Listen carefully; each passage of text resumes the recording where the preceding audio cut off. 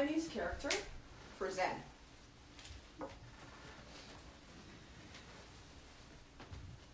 This half of the character means to have a conversation. And this half means alone. Okay.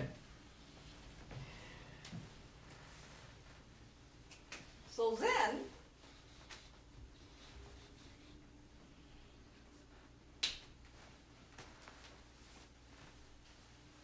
is coming back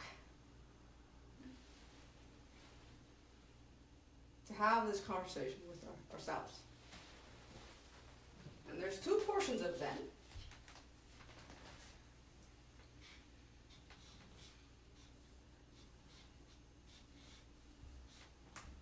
This character means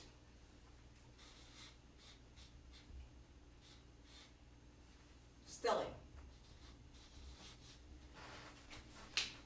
Tin means to still.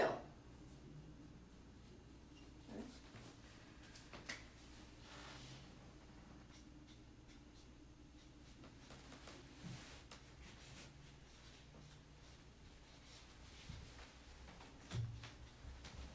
This means wisdom.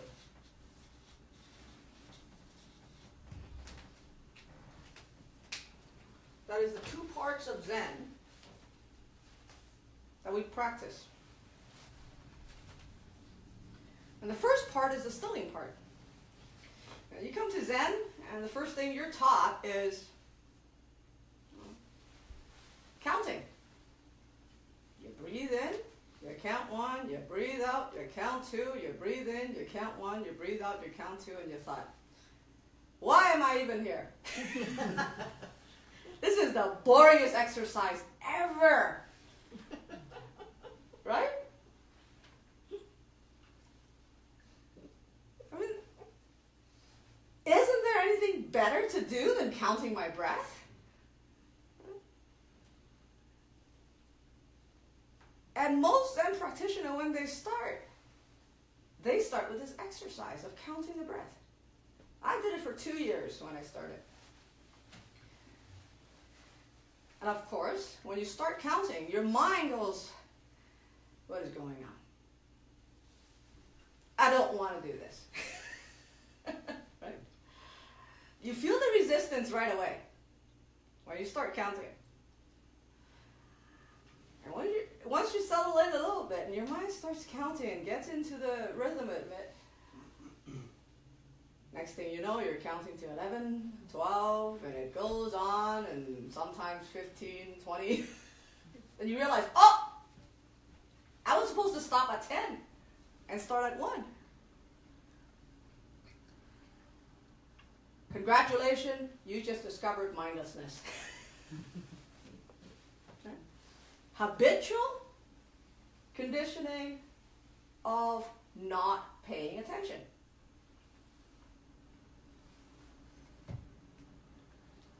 So the counting practice is so important, but our mind is completely bored because of it. What we discover with the counting of the breath is that our mind goes into habitual mode. So when you count into 1 to 10, and then you keep going, 11, 12, 13, 14, 15. Next thing you realize, oh, I'm supposed to notice to stop at 10 and come back to 1. So I just went into mindlessness. This is what happens when we're not paying attention. We do habitual things without even noticing. It's automatic. There's nothing wrong with that. It's good use of mental resources. However, a lot of our habitual, mindless doing, it's unskillful.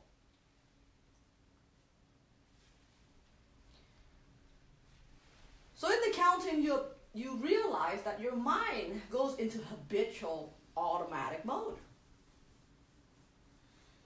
and when you're not paying attention. So the first thing you developed is the ability to pay attention and focus. What happens when you pay attention? Clarity happens, right? If you're paying attention in school, you learn really well. That's what I said, in my teenage years and early 20s, I had a almost photographic memory. My friends called me a walking encyclopedia because I was practicing Zen. I was counting. I was developing my ability to focus and be with what I'm doing 100%. And that transfer over to school and other things. Do you remember what you did this morning?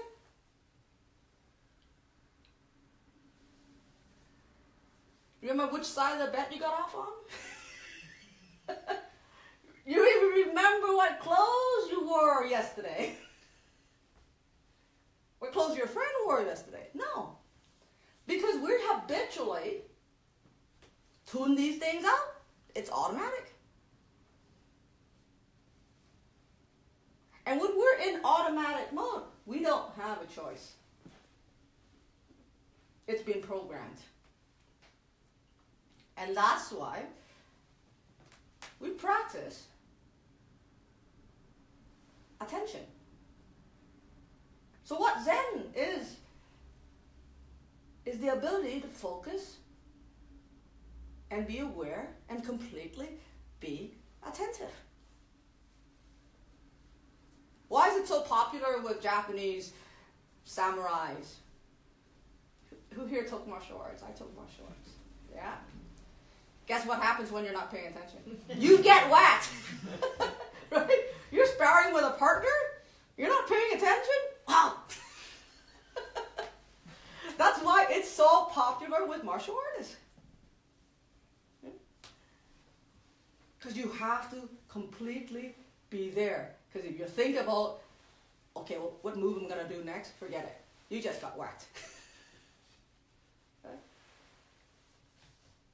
Because the thinking is much slower than your ability to pay attention and the awareness. Awareness has a lot more capacity than the thinking mind. And the more you practice meditation, the more you're going to find that awareness has the ability to process information much better than the thinking mind. Okay? So why are we stilling? Why are we stilling our attention? Clarity. Clarity, yes. Okay, I went back to school after 20 years. Haven't done math for a long time. I hated math when I was in school. I challenged myself. The first course I took was statistics. You can imagine sitting down and reading my first chapter of statistics after 20 years, almost 20 years away from school. Half of my attention goes into the anxiety. I don't want to do this. Right? I'm reading stuff off the page and I'm not understanding anything. Okay. Fine, Lotus, let's take a walk. I go and take a walk. I come back. I read it again. Okay, 75% of my attention is still there. The anxiety, 25% still there. You see? My attitude is, I don't want this. This is hard. Check with my attitude. How do I know it's hard? I really don't know that. I haven't get into it. So let's get into it.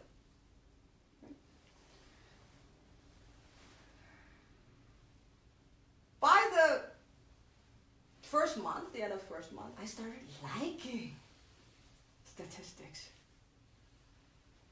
And it was really weird, because I never liked math.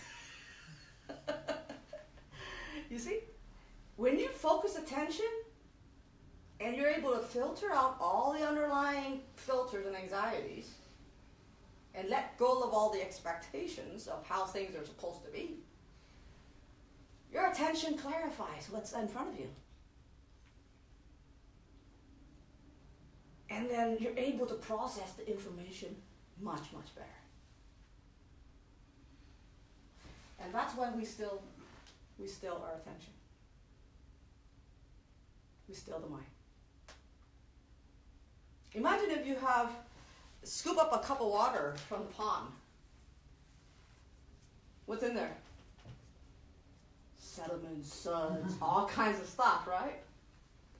You put that cup of water aside for a week and come back. It had settled. And in old rural farming communities, they would put some sort of chemical in there, and all the suds and the things would settle down in the bottom, and you have some clear water in front. They take that and they use it. Because they didn't have clean water before, so that's how they would get clean water to boil and use. So they have big jugs of water just sitting around. What we're doing when we're meditating is the same thing.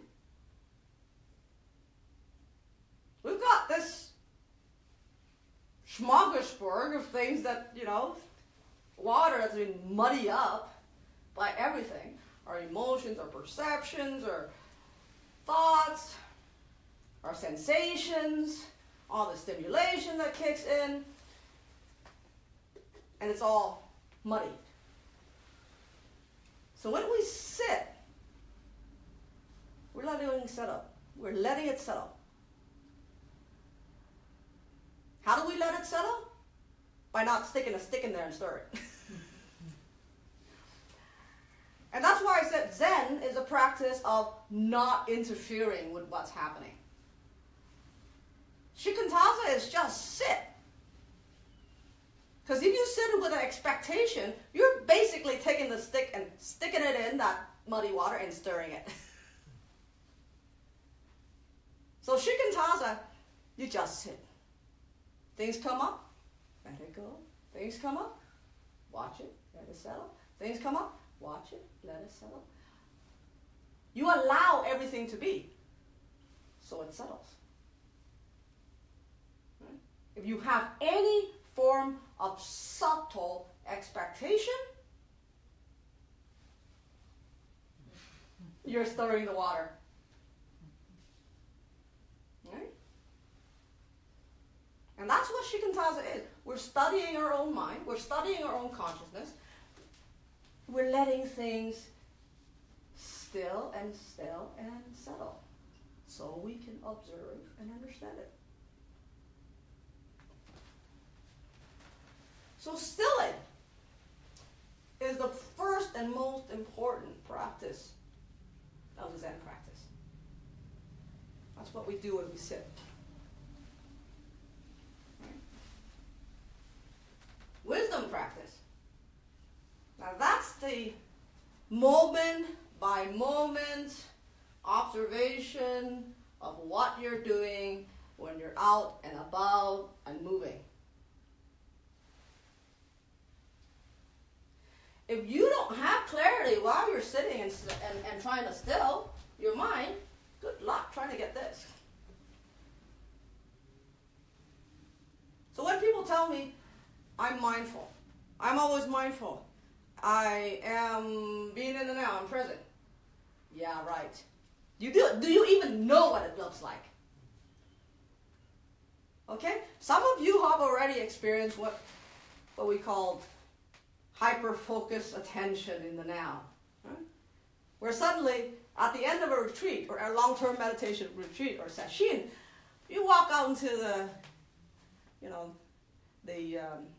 retreat center, or you kind of walk out into the street, and suddenly everything comes alive. It's like you have this expansive awareness. You can hear the birds singing. You can hear the leaves rustling on the tree all at once. You ever had that experience leaving a retreat? Yeah. All at once. Right? And everything is happening happening all at once. Normally, you don't know those things. Notice those things. And the lights become brighter. Everything becomes crystal clear.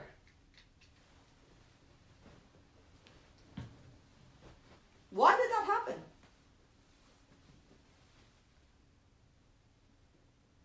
Happened because you stilled your mind. Some of their filters dropped. Some of the muddy water kind of settled. Filters dropped. Suddenly, reality comes alive for you. Is it something special? No. You've always had it. The difference is you throw a lot of mud in your water.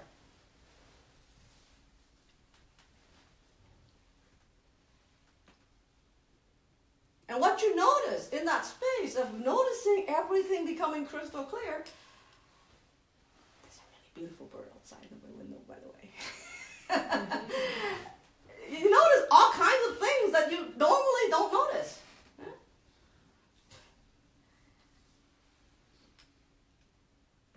I call it watching a 1980 television versus Blu-ray. Okay? Our normal consciousness is, those TV before we had Blu-rays. Yeah? I grew up in the 80s, and when we had color television, it was like, whoa. Remember that? Yeah. When I was a kid in Vietnam, we had black and white television, and it was like, wow. When we had color television, it was like, whoa, that is neat. VHS, the biggest thing out there. Right? And then we had HD. Wow, what a big difference. Right? We got used to HD, and we were kind of like, yeah, whatever. Then Blu-ray comes along. Wow. I remember I watched that video, Planet Earth, on Blu-ray. Wow. I showed it to my mom, and she's like, wow. Right?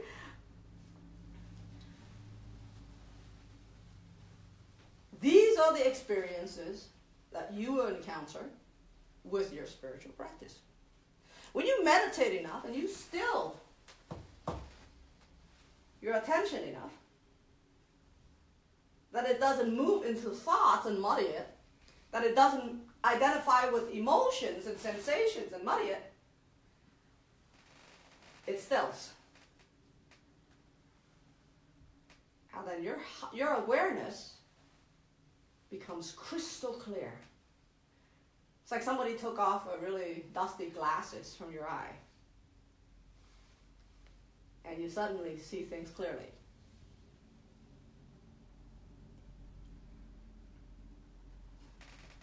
So don't discount the counting practice. It's really important. Because without the counting practice, you don't you don't notice the mental, the way that your mind mentally goes into automatic mode. The attitude that goes with, I don't want to do this. You can't, because the counting is so boring, you notice the attitude when it comes up, right? You notice the resistance comes up. The first, for many years, I sat and probably about 10, 15 minutes into the sitting, I get agitated. What am I even doing here? I got other things to do. I need to get up and do stuff. Oh, did I forget to turn off the stove?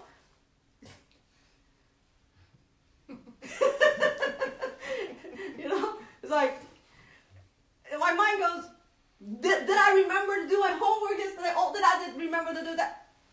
Suddenly, I got a whole bunch of things going on I need to remember to do. Right? I think it's the agitation that catches you out. Yeah. And so when you get into the agitation, early on in your meditation, your mind keeps going, you don't want to go there. So you have to force yourself to get onto the cushion. It's really hard doing it by yourself. I don't recommend it. That's why you have a Sangha. Like I said yesterday, you know. You come, you sit with other people. You don't move because nobody else is moving. It'll be embarrassing to move.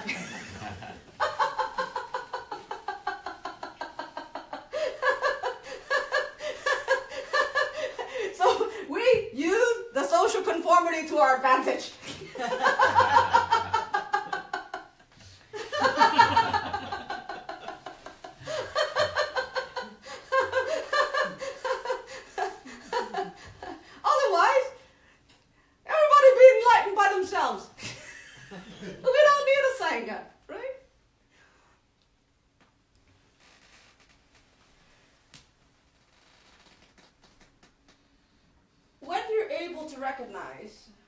When the mind stills. And without regular daily meditation, this will not happen. The stilling will not happen. I guarantee you. I mean, they're even scientifically study this stuff. They said, you know, I think they found out it's 18 minutes. Recently, a recent psychology study I read. You have to sit for 18 minutes or more in order to actually get any benefit from meditation.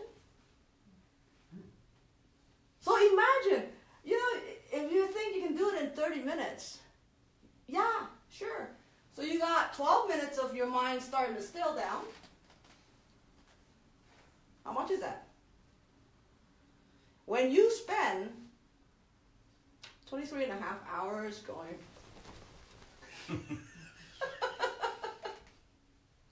okay? Let's be realistic here. So in the first parts of my meditation practice, I was doing an hour in the morning. Then after I Kensho, I realized that's not enough. I did 2 to 4 hours a day. I mean, I was an intense meditator. But you know, if you're curious like me, and I was really curious, right? I mean, your mind is the last undiscovered frontier. Forget about Mars and space. We get there, right? We know everything out there, except what's in here. So when your mind is able to still, something arises. What arises? Yes. The ability to discern. And I'm not talking about thinking. To discern without thinking what needs to be done. And I call this wisdom. And in Zen we call it wisdom. In Theravada practice they call it vipassana practice. Insight. And you chant the Heart Sutra, it's called prajna. Intuitive wisdom. You know when you sleep? I don't know if you've ever done this, but I was a really annoying kid. So we'd go camping with my friends and I. And my friends would sleep. And I'd pick one of these, right? You spun it up. And you... and you kind of like wiggle it in their nose, right? And they're sleeping. You go...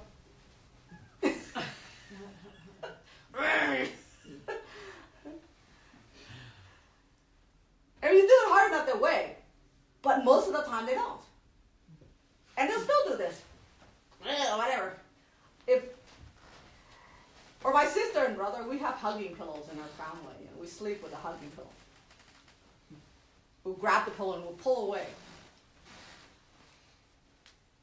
And my brother and sister, they're in the middle of sleeping. I don't know how they know, but they'll take the pillow and they go, right? You asked them the next day, I asked them the next day, did you remember I was pulling the pillow from you? No. But they were aware that I was pulling the pillow from them. They took the pillow back.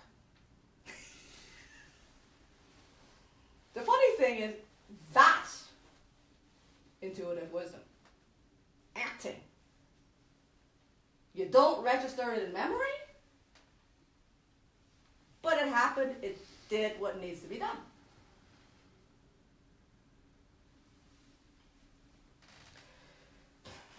And let me tell you lots of funny stories I encounter, because my mind keeps telling me stuff that is completely wrong, and I checked it so many times, it's wrong most of the time.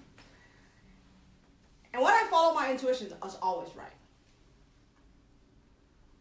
Yeah?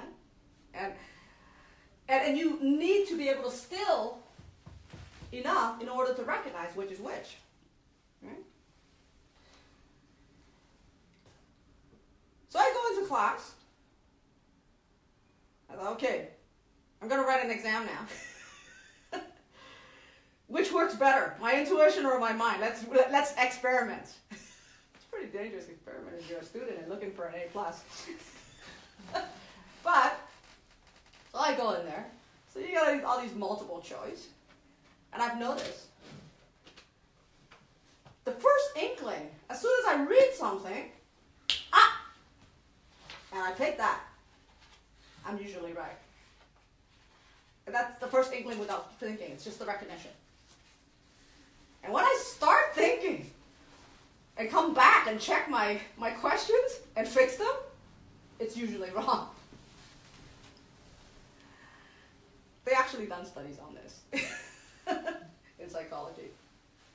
So what happens is that your intuitive mind has the ability to process a lot more information in the background than your thinking mind, your conscious mind. And unless you still your mind enough to recognize that, the difference, and make the decision to follow the intuitive mind,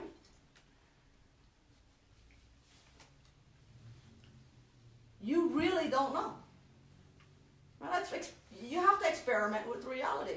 Once you are able to still your mind, you're able to identify different aspects of your mind, of your consciousness and awareness. What do you identify? Let's go into it. Once you start stilling and sitting in meditation, what do you identify? What do you find?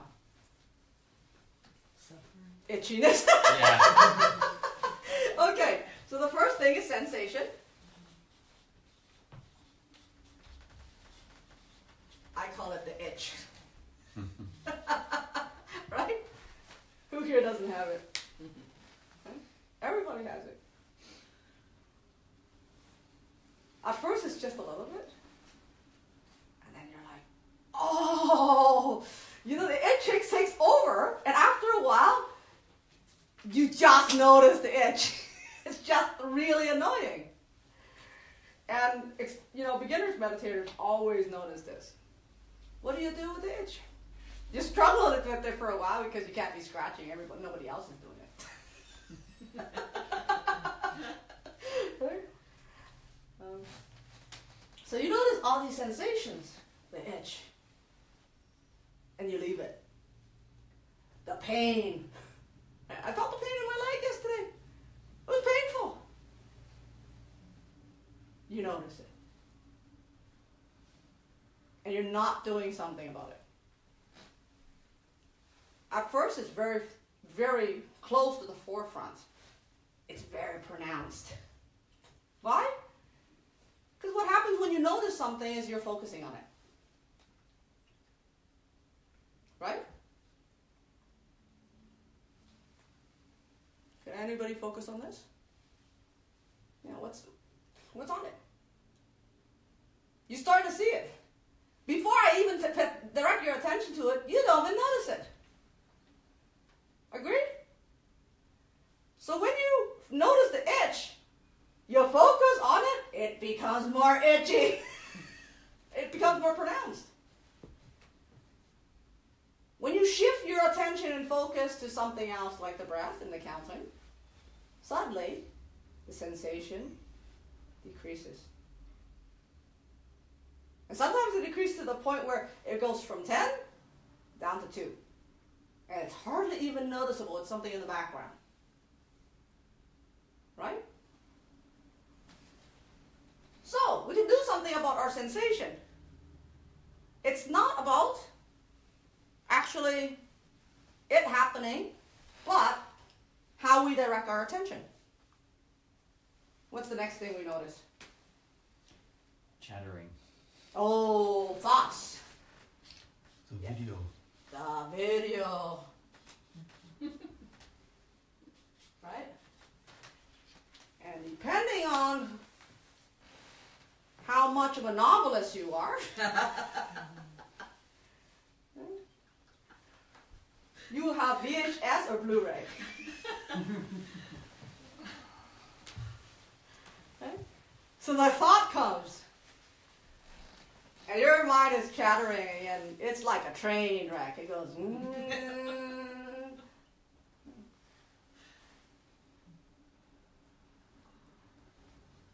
and you notice it very close, and you hop on that train, and it goes from one thought to the other thought to the other thought to the other thought. Oh, I was supposed to, get that yesterday, but I'm.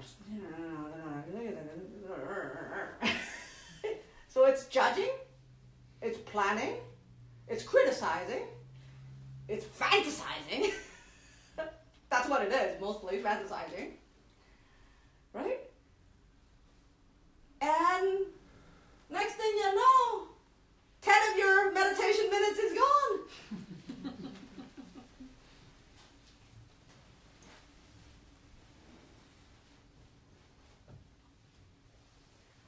What you just did was you focused on thought. You shift your attention and you focused on it. And what you focus on, you empower that. You give that energy. So basically that train ran because you focused on it. Just like the itch. It doesn't matter what story is going on in the thoughts. Just same like the itch. When you focus on it, it becomes real and apparent. So then you notice, oh, whoa, I'm on that train. Get off the train, right?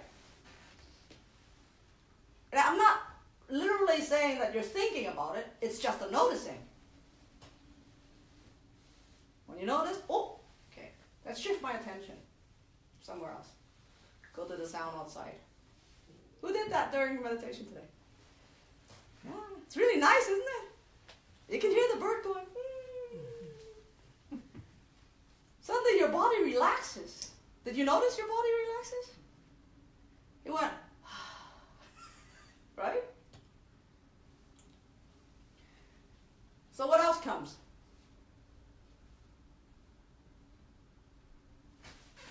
Come on, people.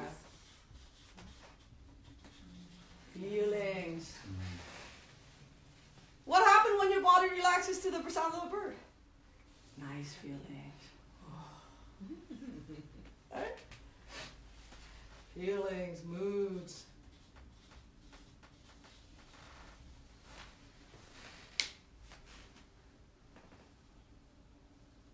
I know this is the nice part about the feelings. There's other parts of feelings, but this is the nice part. This is the parts that meditators want.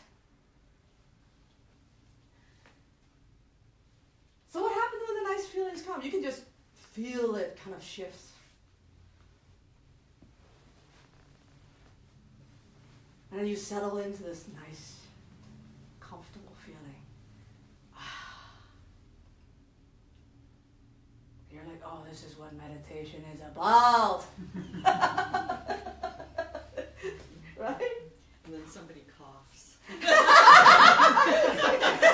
And then you got a different sort of feeling. You got a different sort of feeling, right? It's still feeling. That's so true. Somebody coughs. How dare they cough in a Zen place? Different feeling arises. So, notice feelings. And it comes and it goes. And it's very impermanent, by the way, right? So you got positive feeling when you're relaxing, listen to the birds, somebody coughs, how dare they?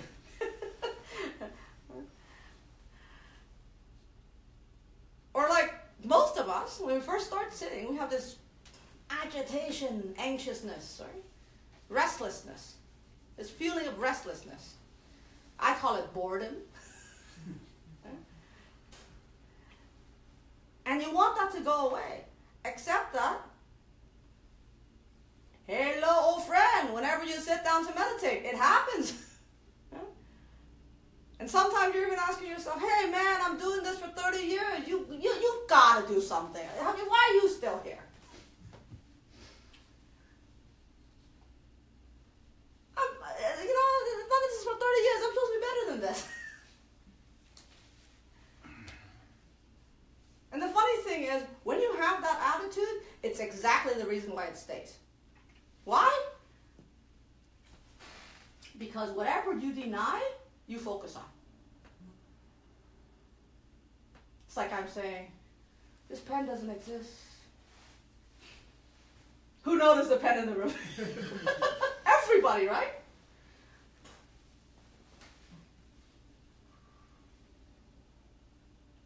So the positive recognition of it, attention shifting into it, makes it a reality. The denial of it makes it a reality. You're basically doing the same thing. Both things shift your focus and attention onto it. Okay. What's the next thing that you notice? Come on. 5 aggregates? At least the perception. What? The volition, sorry. Volitions. Yeah.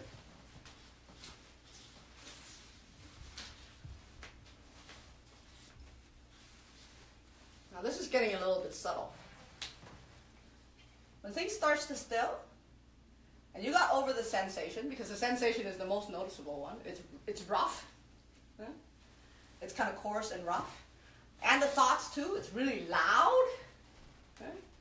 But when these two settle down, and the feelings and the mood settles down, and these things are very coarse, you notice it more in the beginning of your meditation.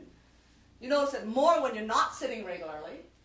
When you sit regularly, these things start to still and calm down very quickly, probably 15 minutes, 18 minutes into the meditation. And then your mind starts to still.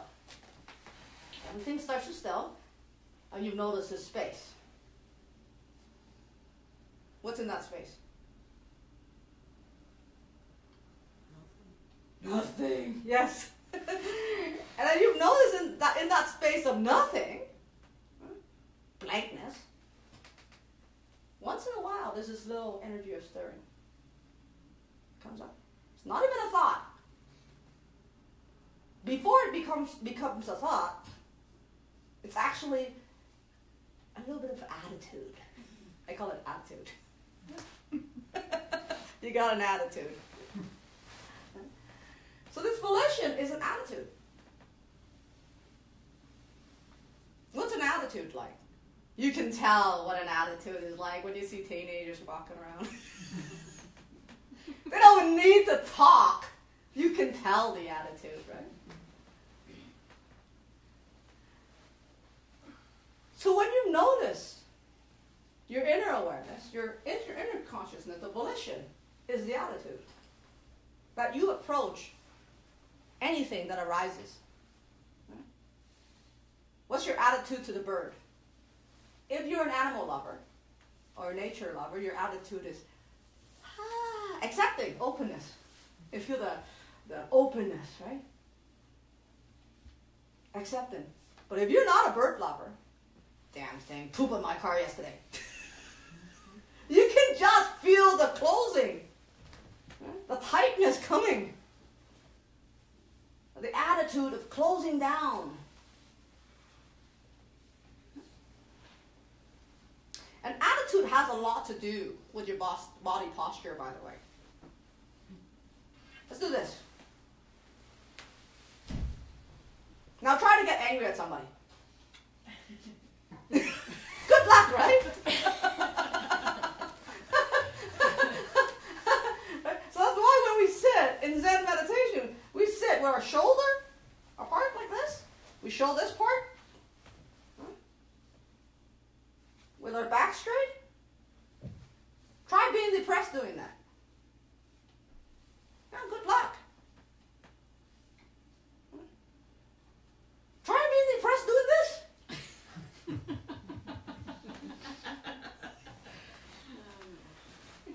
I know it reminds me of that Viagra commercial.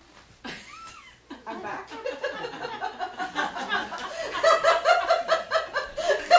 I don't know. Programmed. So, volition is that attitude. It's this little subtle. It's this little subtle clinging to openness or closing. So it has a little bit of a charge. And that charge is like this. I want it, or I don't want it. Right? So volition is that charge. So basically, in insight practice, they call it desire. What's desire? Well, grasping. You see something, you like it? I want it. Remember Lord of the Rings? Precious. My precious. I mean, when you hear that, your body almost tightens up. My precious.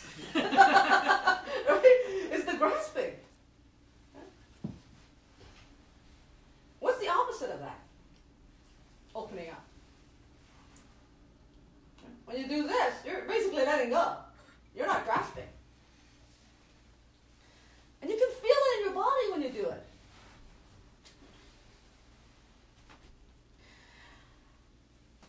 What's the other form of grasping? Pushing away. Yes.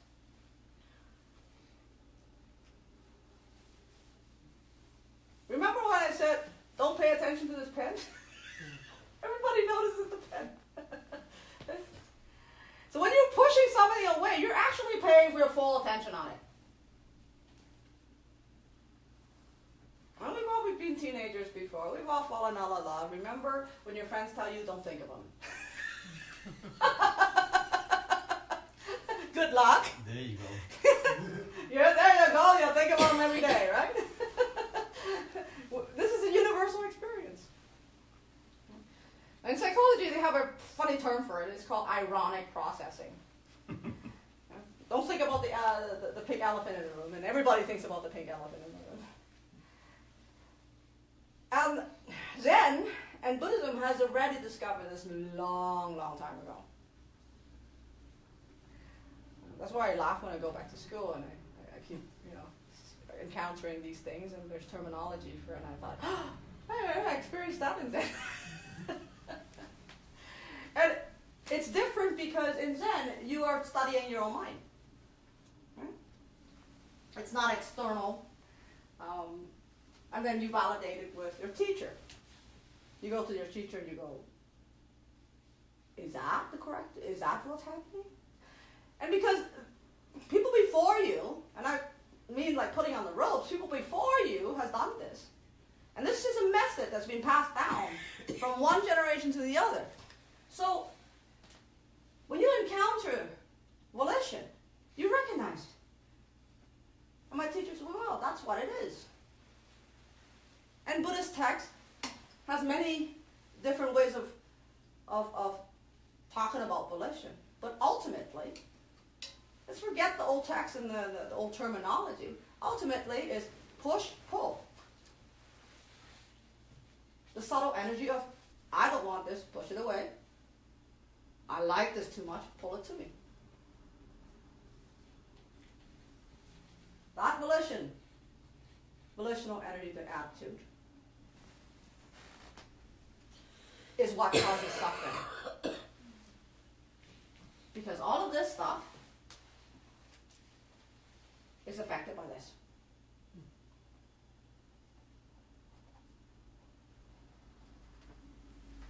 Okay, for you advanced meditators, come on. What's the next one? Consciousness. Right. Consciousness.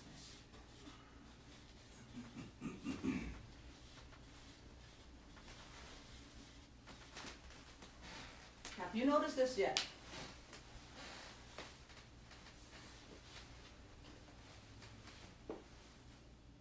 And what I mean, when I say consciousness, I mean personal consciousness. Close your eyes. Who here has noticed the body? Do you notice your body? Everyone notices their body, right? The first thing. You've got this mental image of your body kind of like sitting there, right? That's personal consciousness. You got a mental image of who you are.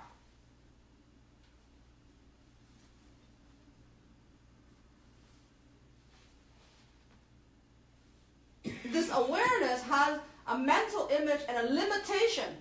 Because you notice your body, there's limitations. There's me and the outside. Duality kicks in, dualistic. Me, them, my body, not my body. Everything kicks in. The two kicks in. So personal consciousness is this underlying filter that filters every single experience you come across. From this comes volitions, comes feelings, moods, sensations, everything else.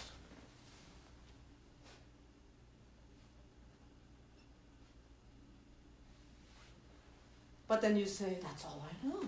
Yeah. Except it's not true. The Buddha says, there's no self, there's no personal consciousness. Well, how come you're experiencing it? Let's go into it.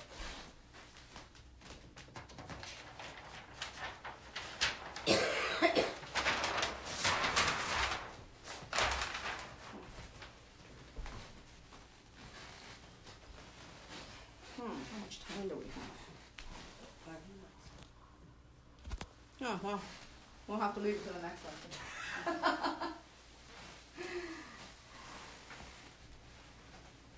So, if you sit and you no longer have a mental picture of your body,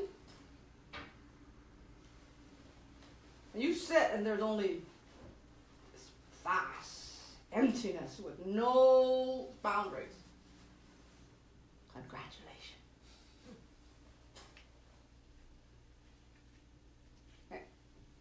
And I'm not saying this so that you would have an idea of what it is, so you won't go looking for it in your meditation. It's an experience. Okay?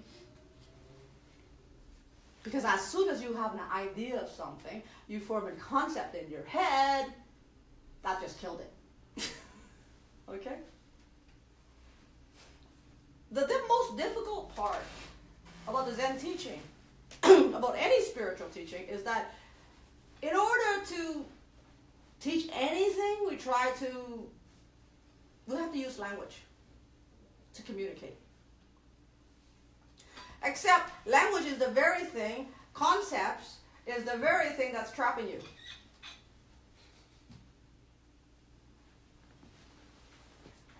So you know what Zen masters do?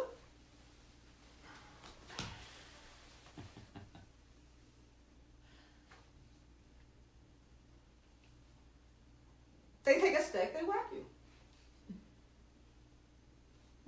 You're doing stuff with them. That's why students live with teachers. You're doing stuff. And they try to get you out of your head, and they'll poke you sometimes. You're in the middle of sleeping, they come over. They'll tap you on the shoulders to see if you notice, or if you're lost in your head.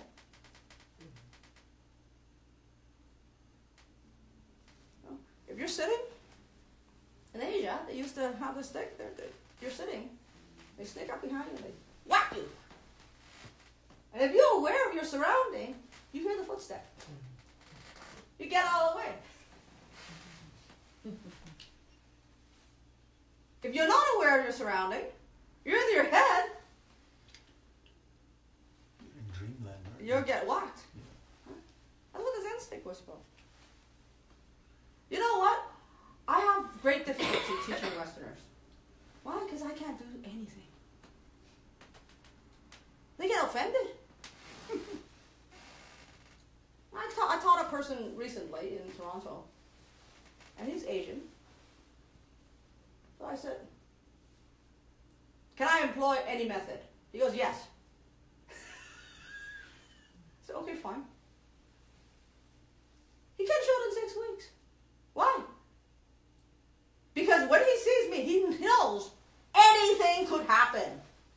I throw the cushion at him. Anything can happen. I pulled him in the middle of meditation. We played finger tag. Spontaneously, anything could happen. And it took him out of his head.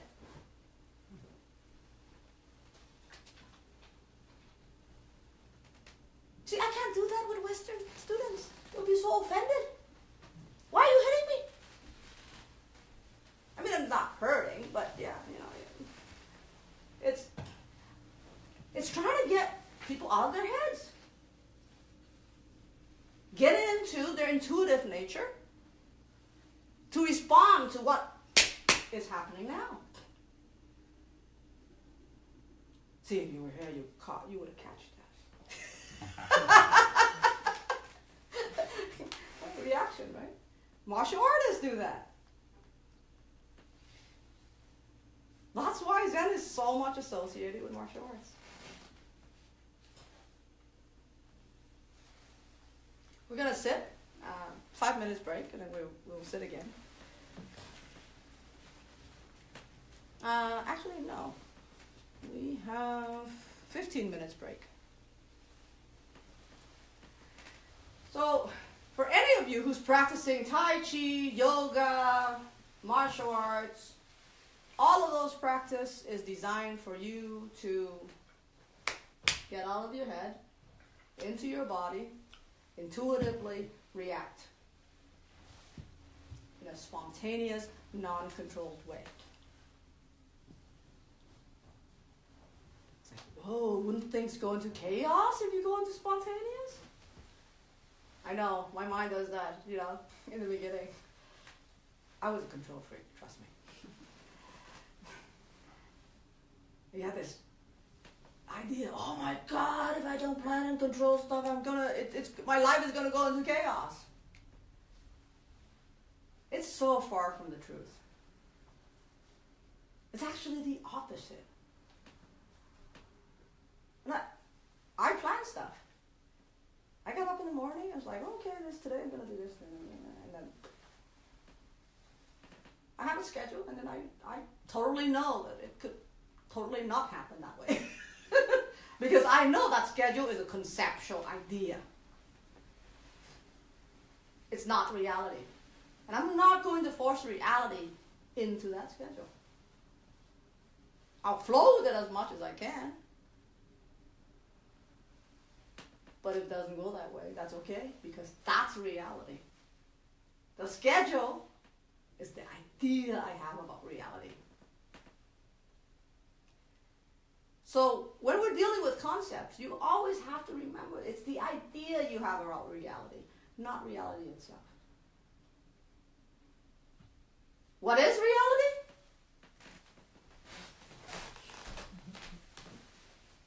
Oh, nice. This. Whatever's happening now.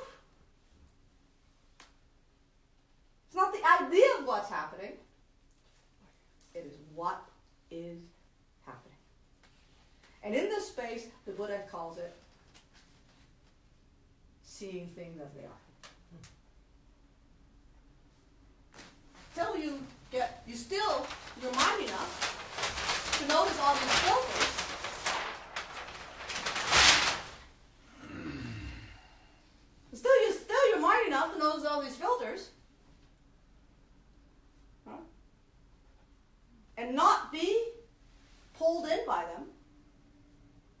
then you see reality as it is. Then you're awake. What's the Buddha? Buddha is just, I'm awake. That's it. No specialness there. That's why we wear Zen robes. Everybody gets one. Right? It's worse for the teacher. He's wearing rags. Too much cloth. Yeah, lots of cloth and rags from dead bodies. It's humility. It's recognizing that we're all got this.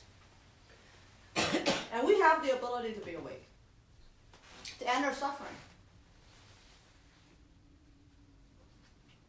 And there's a practice, there's a method to do it, and that method is being passed down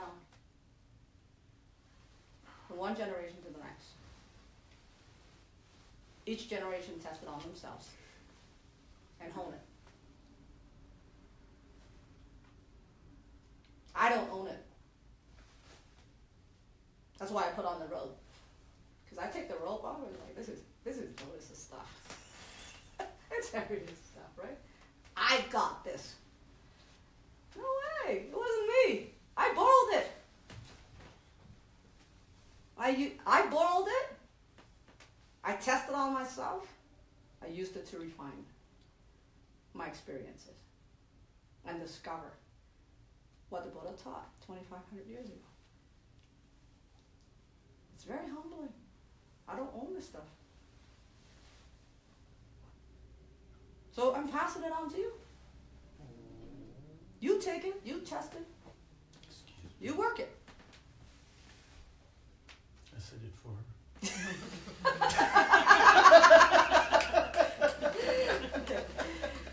So we have a 15-minute break from 10:45. We'll come back here at 11 o'clock and we'll sit, take this lesson,